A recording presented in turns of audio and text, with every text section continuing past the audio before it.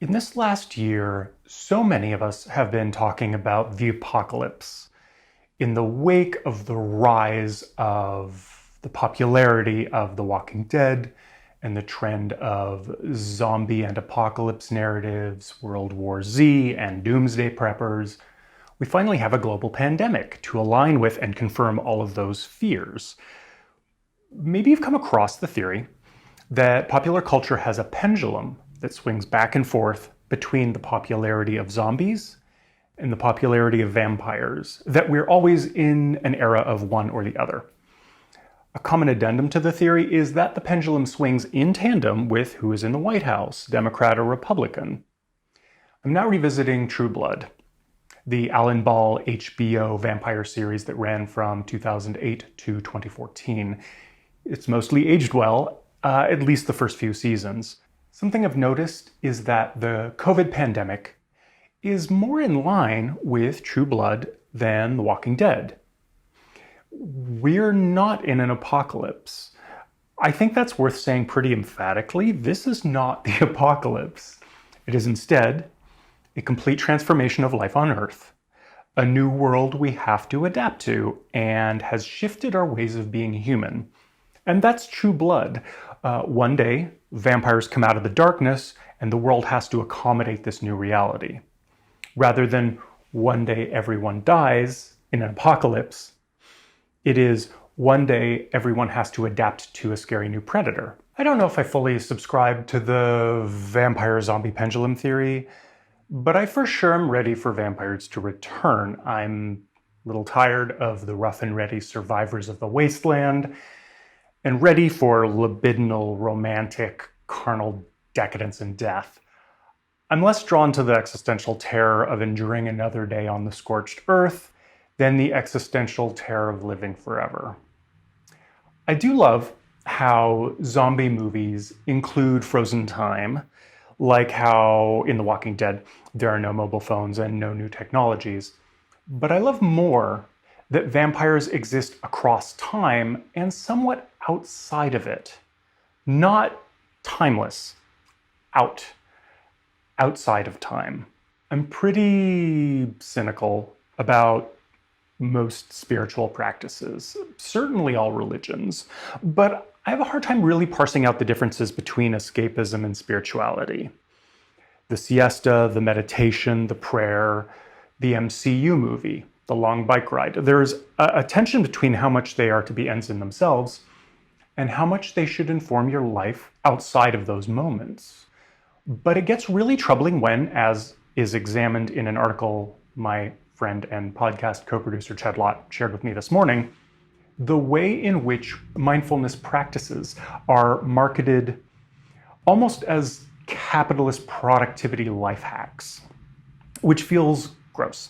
But honestly, if you're trying to achieve something and the Headspace app helps you towards that achievement, I don't see how that's any worse than using Iyengar yoga practices to help you cope with anxiety.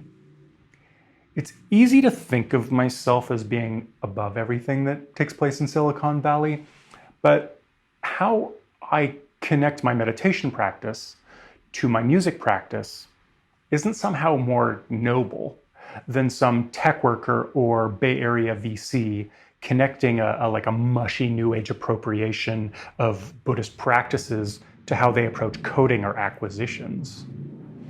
For me, my music and my music production is at its best when I am at my most stable. And I am at my most stable when I am most connected to meditation. And if you're familiar with my music, the drone is not too distant from a still mind. Maybe metaphorically, maybe literally.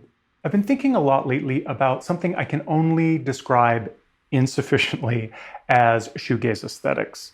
That's a terrible term, and I haven't spent the last 2 years writing a dissertation on the idea, so I'd love your assistance in coming up with a better way to frame it.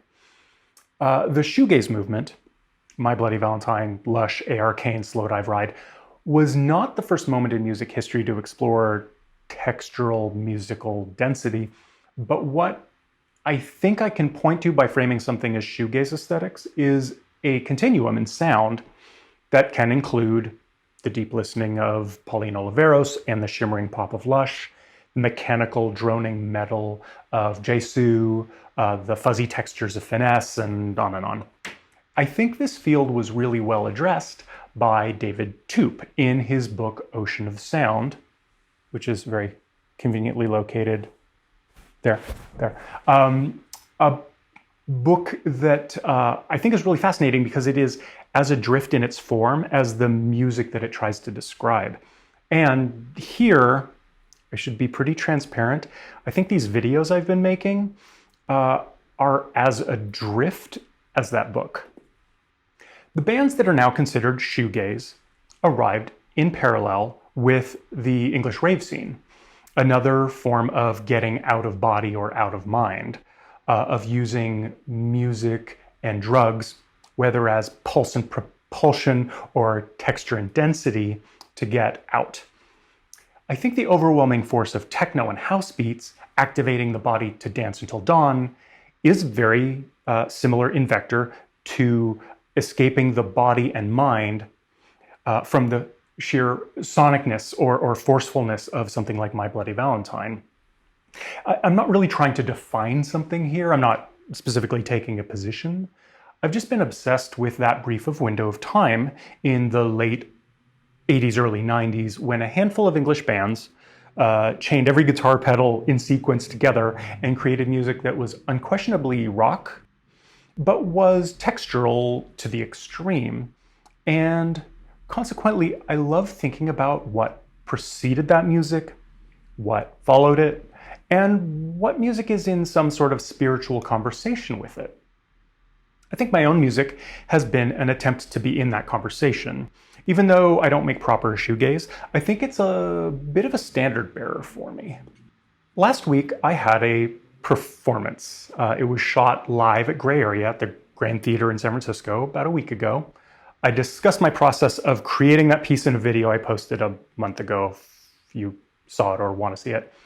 The Gray Area performance streamed last week, paired with the artists Joel St. Julian and Anna Mawan, link in the description.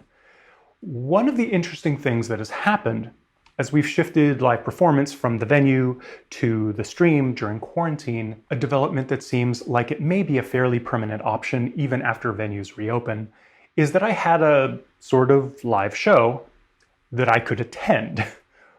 One of my favorite things, one of my greatest pleasures, is to attend performances by my wife, Monique Jenkinson. And it's been an interesting experience for the last year that I've been able to watch her performances with her at home, sitting next to me. When I record music, I obviously listen and re-listen to it, scrutinize it and change it, and I have a lot of processes around it. But live performances have never really been like that for me, as I've mostly had to learn how it played out by looking at other people's social media feeds. But now, with this shifting paradigm towards streaming shows, I guess I get to see exactly what I look like when I'm performing and become very aware of how angry I look when I'm focused on playing well. Again, link in the description. I think this is another moment when our conception of performance is shifting. How does performance shift if we're forced to watch it from home? Performance for video is nothing new, but our relationship to live seems to have been nudged over a little in the last year. In electronic music, one of the most tiresome and most interesting conversations is about the idea of what constitutes a live performance. Right now, we have another wave of this discussion with the self-righteousness of DAW-less production and performance. Purists assert that using a laptop to produce electronic music is inferior, so this approach is called DAW-less, DAW or DAW, digital audio workstation, audio software that you use on your laptop to create and perform music. To be DAW-less is to only use synths and drum machines and sequencers, and to be above using a laptop. It seems like every music culture struggles with issues of authenticity, whether it's around gear, like the drum machines don't have a soul, or around a skill set like punk isn't real music, or around race, that techno doesn't belong to white people, or location in the East and West Coast rivalries. It's all tiresome and interesting. I think, however, everyone should be free to make whatever they want. Period. I think you should make rules for yourself, not other people. But I'm fascinated by how these disputes around authenticity play out. And being an electronic musician, I love the questions that arise when increasingly complex machines are inserted between the artist and the audience. My friend Bob Ostertag, who recently wrote a book facing the Anthropocene, which I'll be discussing in a video next month. A little closer to its release date, I'll do a video about it. Anyway, I bumped into Bob on the street a few years ago, and he was taking an informal poll from his friends. When is it live performance, and when is it not live performance? Specifically within electronic music. He was just trying to get a gauge of what people thought. So like, what if you're just playing music off a laptop? What if you literally just press play on a laptop and just sit there? If that's still a performance, do you even have to be present? Does a human have to be interacting with, or at least pretending to interact with their instrument? Where do you draw the line? What is an authentic live performance? This is somewhat vampiric, right? Simultaneously alive and dead, a blurred line between the two. The living, the live, is fleeting, precarious, ephemeral. The streaming, the mediated, the archived performance is as dead and forever as the vampire. You can follow me on that? One way this question can be interestingly troubled is when there is a screen on stage. A screen is a portal to elsewhere.